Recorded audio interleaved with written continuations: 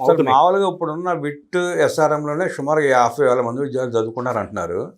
రేపు బిట్స్ పిల్లలు వస్తే మరో 50,000 మంది ఆ ఒక్క బిట్స్ పిల్లలలోనే అడ్మిషన్లు జరుగుతాయి అంటున్నారు. ఎస్, మీరు చెప్పినట్టు ఎక్స్ఎల్ఆర్ ఇవన్నీ వస్తే సుమారు 2 లక్షల మంది విద్యార్థులు చదువుకోవడానికి వస్తారు అక్కడికి. ఇంకా ఇన్స్టిట్యూషన్స్ ఇంకా వస్తున్నాయి, అంటే మేనేజ్మెంట్ ఇన్స్టిట్యూషన్స్ ఇంకా వస్తున్నాయి, భారీ ఎత్తున వస్తున్నాయి ఇన్స్టిట్యూషన్స్, అంటే ప్రపంచ స్థాయి ఇన్స్టిట్యూషన్స్ నేను చెప్పేది, not local institutions.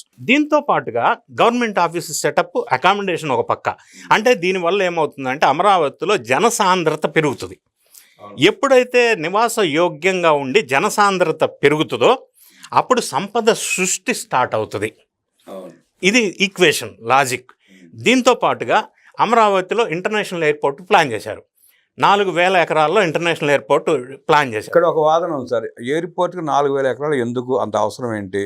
Gannavaram airport ఉంది కదా, 500-1000 ఎకరాలు కట్టుకోవచ్చు కదా అన్న ప్రచారం కూడా చేస్తున్నారు కొంతమంది. అమరావతి కూడా అన్ని వేల ఎకరాలు ఎందుకు, 500 ఎకరాలు సరిపోద్ది కదా, నాగార్జున యూనివర్సిటీలో పెట్టొచ్చు కదా అన్నారు కదా. మరి విజన్ అంటే ఏంటంటే హైదరాబాద్ శంషాబాద్లో ఇంటర్నేషనల్ ఎయిర్పోర్ట్ స్టార్ట్ చేసినప్పుడు 5,000 ఎకరాలు అక్విజిషన్ చేశారు. నేను ఆ అక్విజిషన్లో పార్ట్ ఎంప్లాయీ హెడ్గా పనిచేశాను అక్కడ.